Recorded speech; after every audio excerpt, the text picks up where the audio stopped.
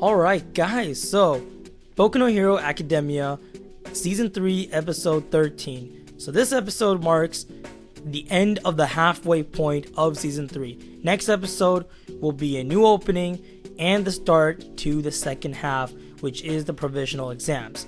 So, this episode being the last episode of the first half, nothing too much happened.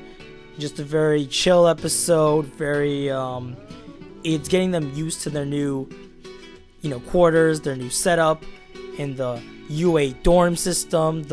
Remember, this is the solution that the principal and the UA faculty decided to keep these students safe, especially since Shigaraki Tomura is at large and he seems to be targeting students as well.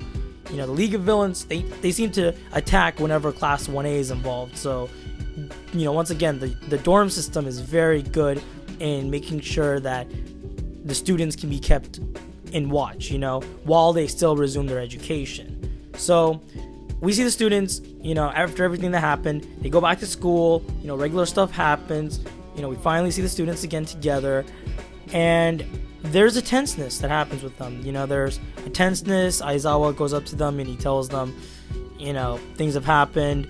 He tells them that if Kirishima, Midoriya, Yaoyorozu, Todoroki, Ida, if they do what they do again, they're gonna face severe punishment, and things just get tense, And even the other classmates, they didn't think that the 5 people that went after Bakugo would do what they do, even after they told them not to do it.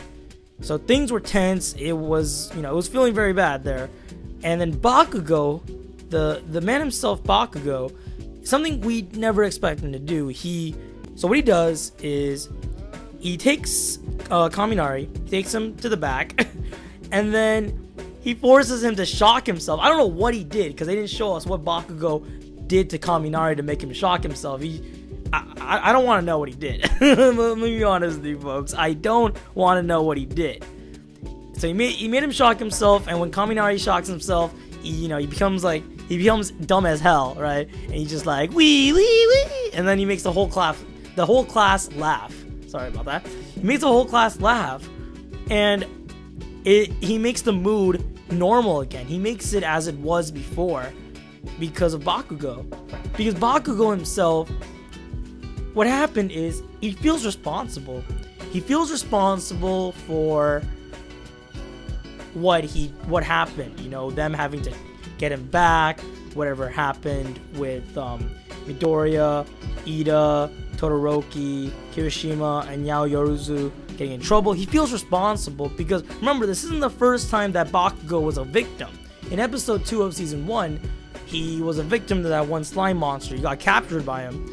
So Bakugo, he definitely blames himself for what happened, and he wants to fix it. He wants to make everything good again. That's definitely not something Bakugo would do. He doesn't really care about what the class does, but kind of showing a little change for him, showing the more good side of him, the more hero side actually. Because remember, these few episodes were making us think that Bakugo was a villain because of what Shigaraki said. He told Bakugo, you could be a villain like us. But Aizawa in the last episode said, no, Bakugo, he is definitely a hero. He is definitely on the right choice, the right path to being a hero. And that right there really helps make Aizawa's point very true. So I really like what they did with Bakugo there. Little scene, very funny scene, but at the same time, it makes sense. It does well, especially, considering what happened the first few episodes before.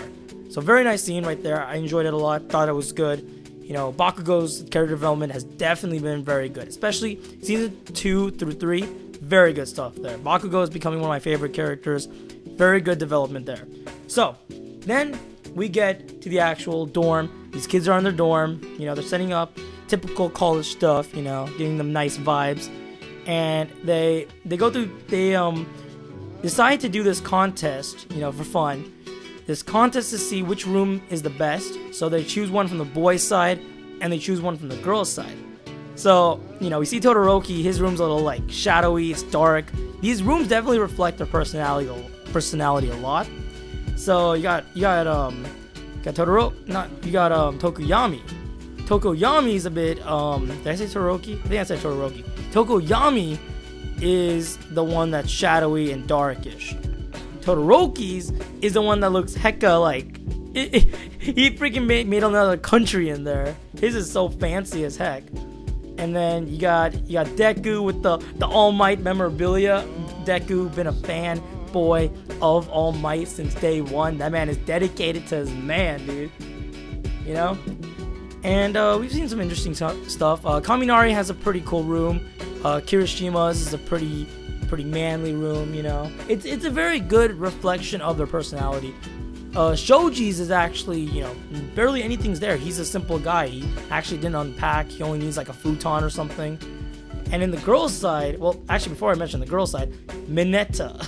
Bro, I know there's some like creepy stuff in his room. Let's be honest, guys. There's some creepy shit in his room, but I mean, you can't lie. Like, you're curious what's in his room. I'm a bit curious. I won't be lying if I said I wasn't a bit curious. What's in his room? You know, what does he got to?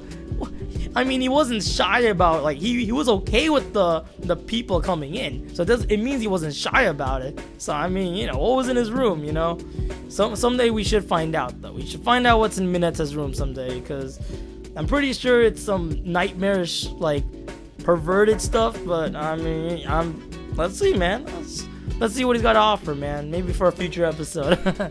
And for the girls' side, you know, Yao Yozuru, you know, she brought a whole like king size bed in there. Like, oh my god, she fancy half. You got Uraraka with the cool room, and then you got Jiro with the room that looks like a drummer's a band, because she is interested in music because of her parents. So that's kind of nice, seeing more of like what she like.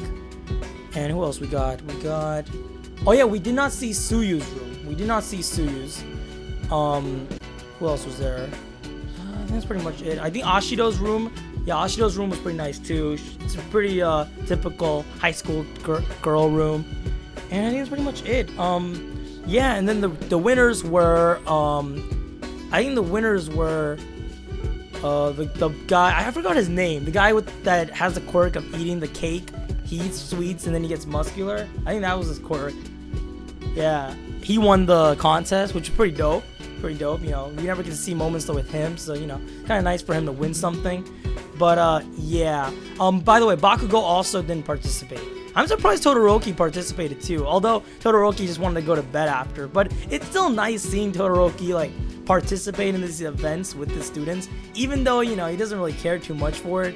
Like, he's still part of the gang. You know, he's just very quiet about it, you know, he's just chill. But it's nice to see Todoroki part of the gang. It's still nice. But we find out later on that Suyu, the reason why she didn't decide to participate in this, you know, little contest thing the students were doing was because she was actually upset. She felt betrayed and upset that the 5 people, Izuku, Kirishima, Ida, Yao Yozuru, and Todoroki, decided to go save Bakugo, even though, you know, her and the other classmates said, don't do it. You know, you'll end up being like the villains if you disregard what the pro heroes say, what they tell you to do. You're not supposed to do that. And she and the classmates, apparently the classmates too, other classmates, you know, they felt hurt by this. They were worried because, you know, it's their own students. Like, they probably felt responsible because if something happened to Izuku and the others, they would have felt responsible because they could have stopped them, or they could have tried to convince them more. And, you know, she ended up crying. It was a very, very sad scene, but at the same time, it was a very heartfelt scene. You know, seeing these students really communicate with each other, and, you know, they've been through experiences together. It's not just normal high school classmates. You know, they've been through danger together. You know, things have happened, and they're closer than just, you know, high school classmates. They're true friends, and they care about each other, and kind of establishing that, you know, how she feels, getting more of her character, that she really was upset that, you know, they did what they did. And, you know, Deku and the others, they're you know, they make a pledge.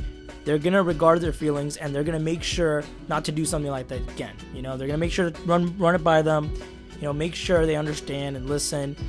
And it ended up being a nice scene. It really did, and that marked the end of the episode. It did mark the end of it, and it was it was crazy. It really, really was. That ending scene really got to me. I felt it. You know, it's hard to say how you feel about things. It's hard to have moments like that because a lot of anime, what they'll do, they tend to have scenes where they forget about those kind of things. Someone will tell someone that, they do something else, and then in the end, they do something opposite of what that person tells them, and then they just forget about it. They're just like, alright, do whatever you want, or okay, you did it, you succeeded. Because technically, Izuku and the others, they did succeed. They did save Bakugo, but it was risky. It was very risky, and they shouldn't have done it. You know, in the rules standard, they shouldn't have done it, right? And, you know, Tsuyu did say that you guys shouldn't have done what you done. It was not good. It wasn't the move. And that's the debatable part about this episode. Was Izuku and the others in the right for what they did? Going to save Bakugo. Did they have any right to do that? Was that the right move? Well, it was risky, and Izuku knew that. That's the thing. In my opinion, okay, everyone has their own opinions, right? In my eyes, Izuku did the right thing. Izuku and the gang, they did the right thing. Because it was very important for Bakugo to get out of there. That way All Might needed to use his whole strength. Gran Torino was busy with other people. The other pro heroes were getting attacked and hurt by All for One. Keep getting that confused.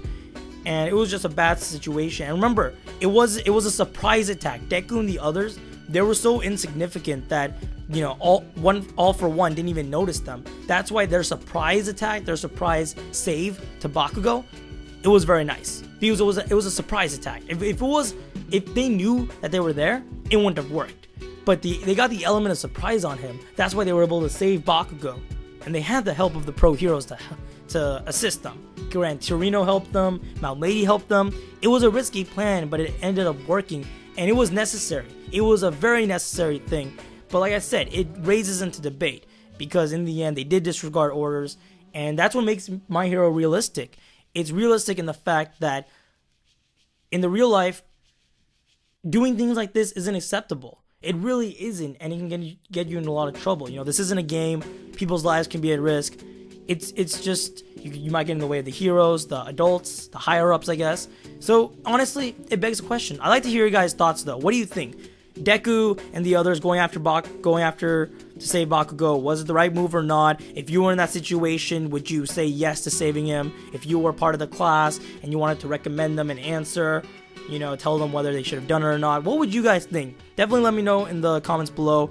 But yeah, that pretty much ends the episode review here. Very good episode. I liked it. I'd probably give it like an 8 out of 10. It was really nice. It really did its part, really did its moments. And yeah, there was a break last Saturday, so this Saturday is going to be episode 14. It'll mark the first episode of the second half of the third season. Time flies, guys. It really, really flies. Guys, I hope you guys enjoyed this review. Leave a like if you enjoyed it, and subscribe if you are new, and hope you guys have a good one. See you later, guys. Peace.